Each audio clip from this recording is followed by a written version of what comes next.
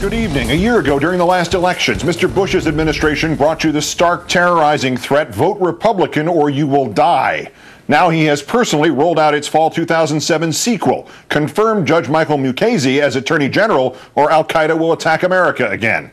Our fifth story on the countdown, the president back to the politics of give me my way or perish.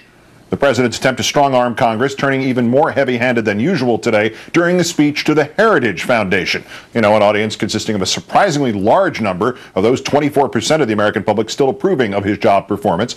His remarks this afternoon, a mix of all of his greatest hits and greatest misses, beginning with a variation of our aforementioned favorite, because the Democrats are exercising constitutional oversight in Congress, you are all going to die. I know that when I discuss the war on terror, some here in Washington, D.C.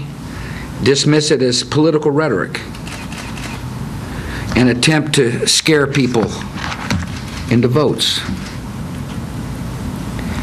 Given the nature of the enemy and the words of its leaders, politicians who deny that we are at war are either being disingenuous or naive. Either way, it is dangerous for our country. We are at war, and we cannot win this war by wishing it away or pretending it does not exist. Unfortunately, on too many issues, some in Congress are behaving as if America is not at war. What the president apparently can wish away or pretend does not exist, his administration's use of torture, specifically the technique known as waterboarding. Judge Mukasey's refusal to say whether waterboarding is illegal, putting his nomination as Attorney General in jeopardy. Guess what? Mr. Bush thinks that's wrong. It's wrong for congressional leaders to make Judge Mukasey's confirmation dependent on his willingness to go on the record about the details of a classified program he has not been briefed on.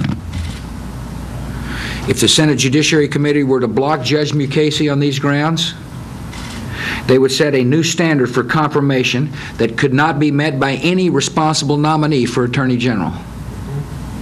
And that would guarantee that America would have no Attorney General during this time of war.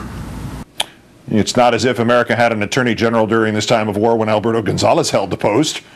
As Republican Senate Mandarin Arlen Specter admitted the nomination was in danger, another Democratic senator announced today he will oppose Judge Mukasey's nomination. Ted Kennedy of Massachusetts voicing his opposition on the floor of the Senate this afternoon at exactly the same time Mr. Bush was addressing his adoring public, or at least that small portion of it, at the Heritage Foundation. His biggest applause line, the president's that is, by far coming when he managed to attack Congress, liberal bloggers, and protesters in one simple sentence. When it comes to funding our troops, some in Washington should spend more time responding to the warnings of terrorists like Osama bin Laden and the requests of our commanders on the ground, and less time responding to the demands of MoveOn.org bloggers and Code Pink protesters. There you go. MoveOn.org is running the nation. And I, for one, welcome our new blogger overlords. I'd like to remind them that as a trusted TV personality, I could be helpful in rounding up others to toil in their underground smiley face caves. Lest you think it is just by holding up Judge Mukasey's nomination that Congress is apparently threatening the safety of the nation, Mr. Bush claiming that nearly every item on the Democratic agenda is a danger to you. This is no time for Congress to weaken the Department of Justice by denying it a strong and effective leader. It's no time for Congress to weaken our ability to gather vital intelligence from captured terrorists.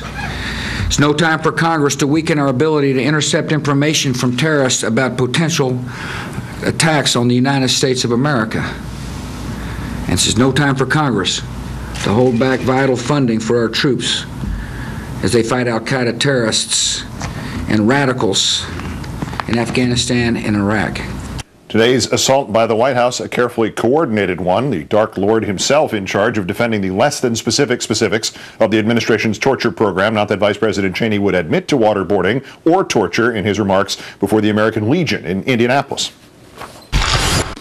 There's been a good deal of misinformation about the CIA detainee program, and unfair comments have been made about America's intentions and the conduct of American intelligence officers.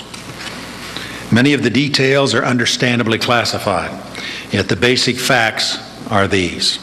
The CIA program is different. It involves tougher customers, men like Khalid Sheikh Mohammed, the mastermind of 9/11, and it involves tougher interrogation. The procedures are designed to be safe, to be legal, and they are in full compliance with the nation's laws and treaty obligations.